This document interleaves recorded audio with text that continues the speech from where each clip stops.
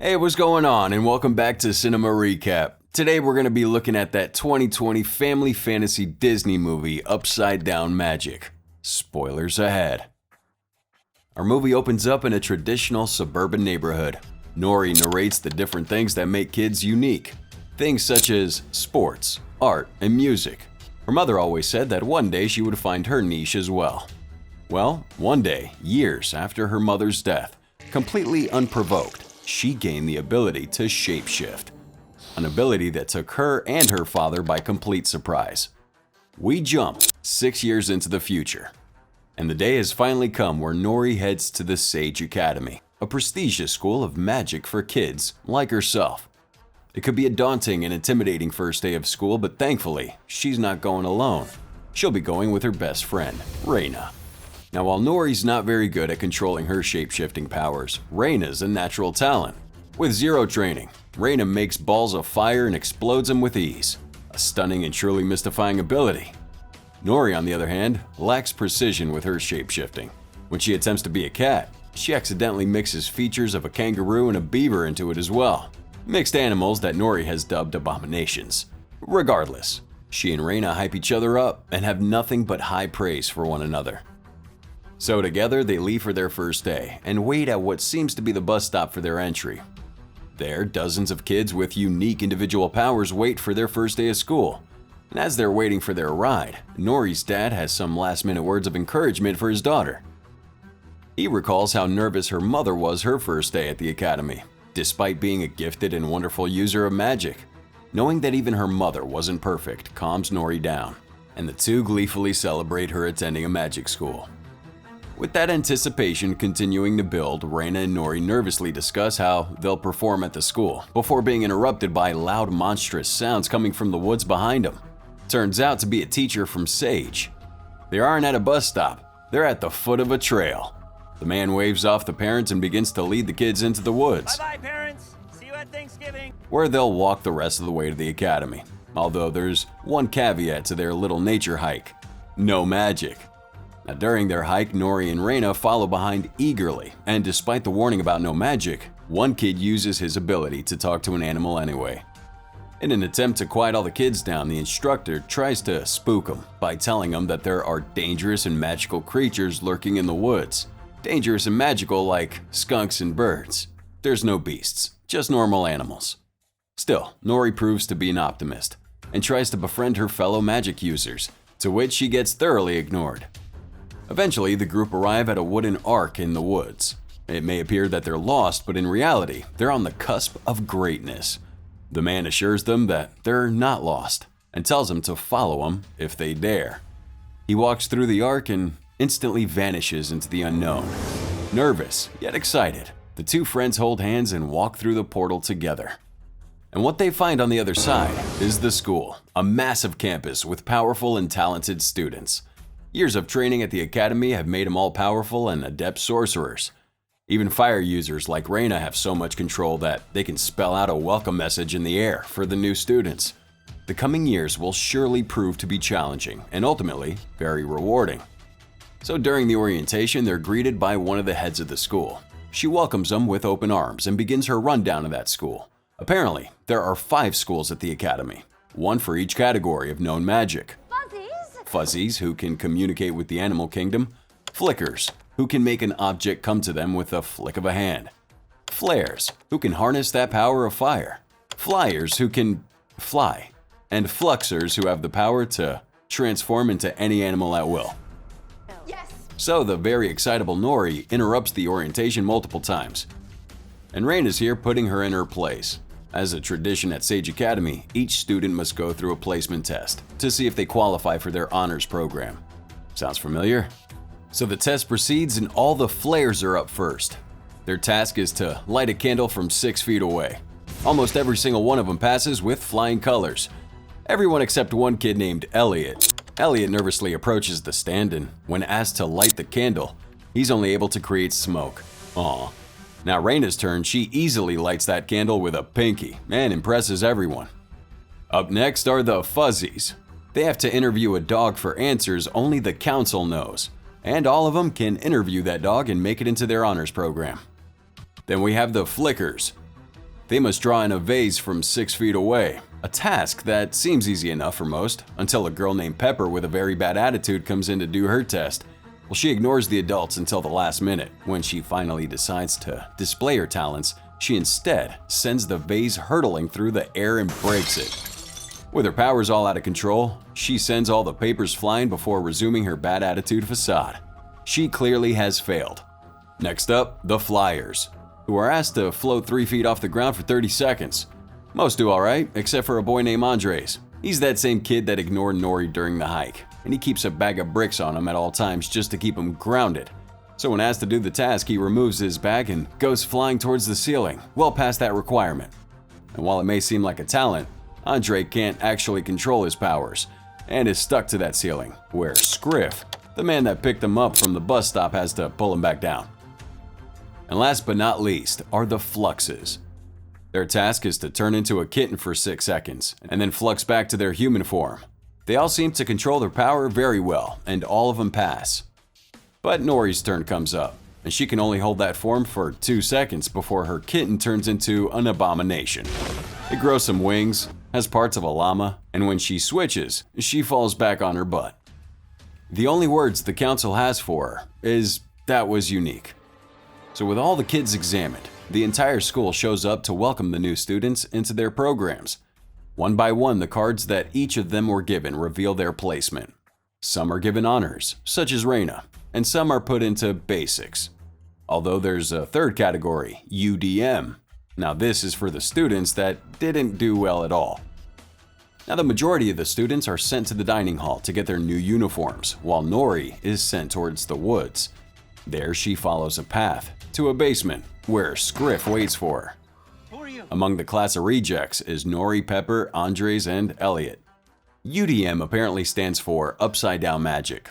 For some reason, unbeknownst to the magic world, there are kids with wonky and defective magic abilities.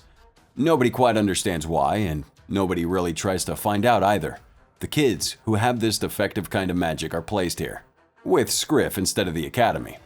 Now Scriff is both the groundskeeper at the academy and the teacher of the Upside Down Magic students, although he's actually forbidden from developing their magic.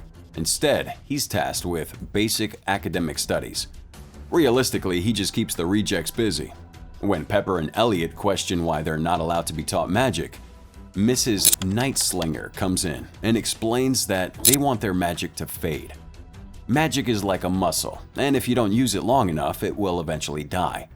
UDM's goal is to turn these magical kids into regular people and send them back into the world to become normal people in society. Well, Nori's absolutely devastated when she learns that. Why wouldn't they just train these students to be better? Why deem them unteachable? Well, the school did it for a long time, that is until 1939. A flare named Reginald Roberts was possessed by shadow magic. He was only able to fart out fire, and his magic was defective.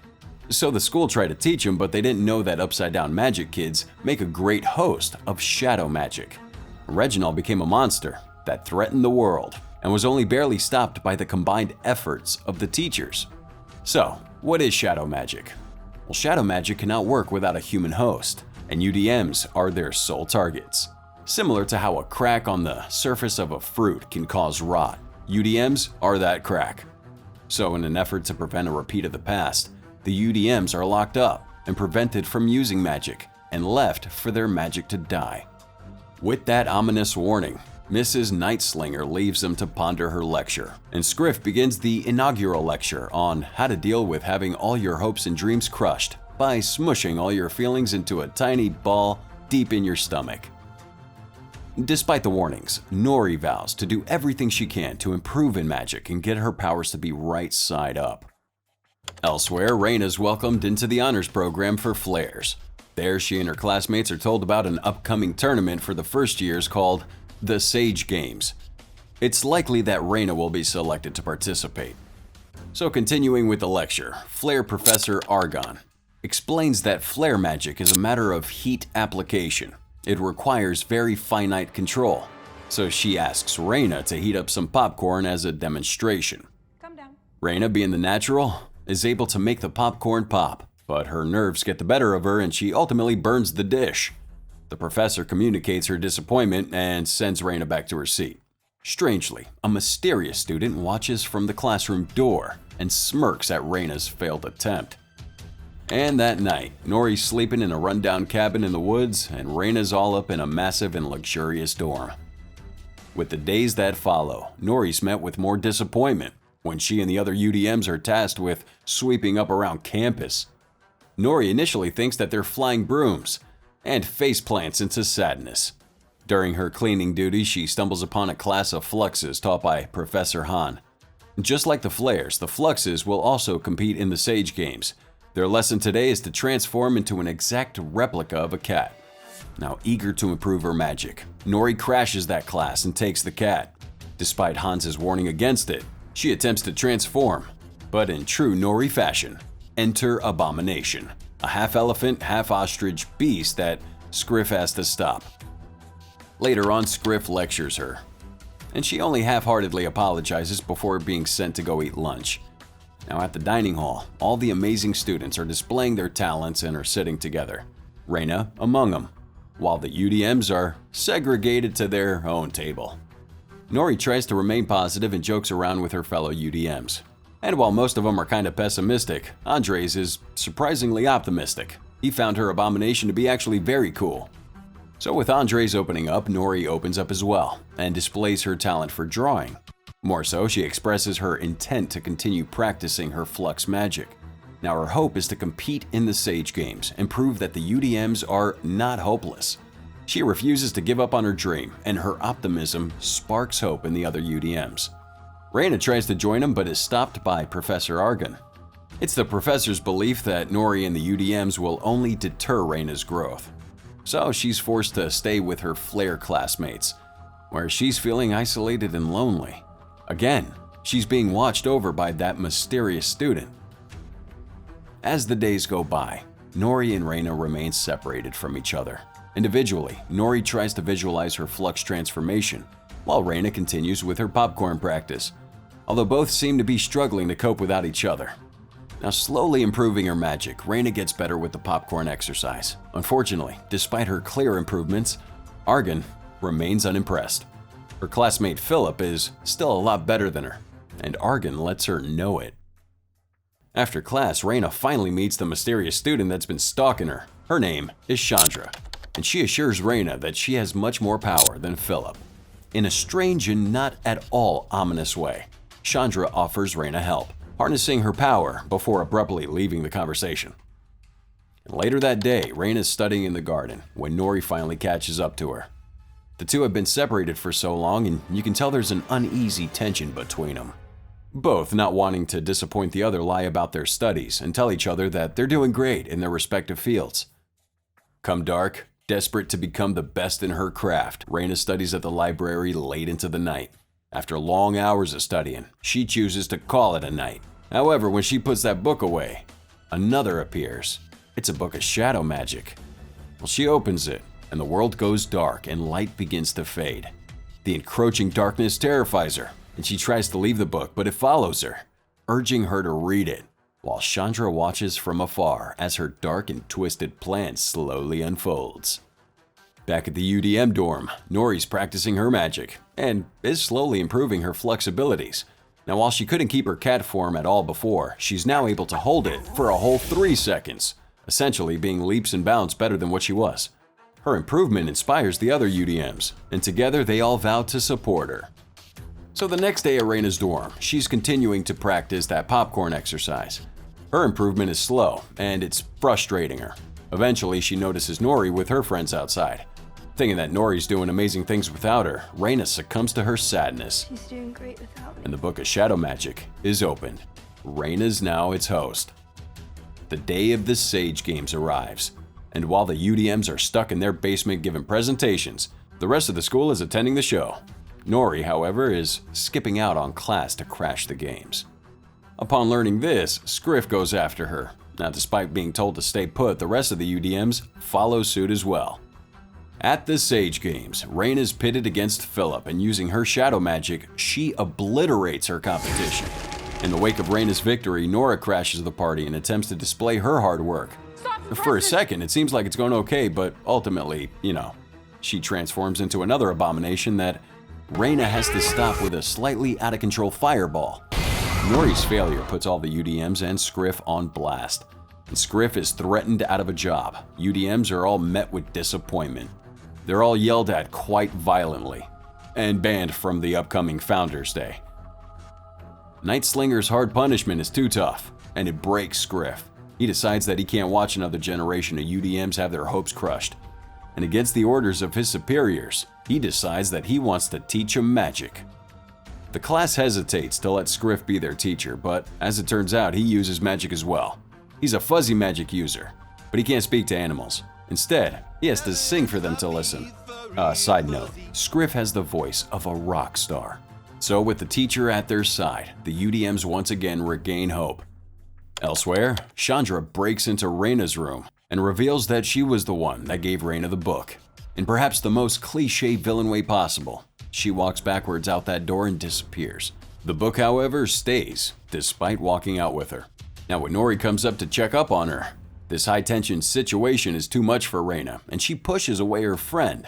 So we see some training for the UDMs begin. And individually, they all come up with separate goals to harness their magic. It may not be the sage way, but it'll be their way. Scriff is proving to be an amazing teacher. And slowly but surely, they all improve dramatically. The days are going by, and the UDMs master their individual talents. Meanwhile, Chandra is over here harassing Reina about the book.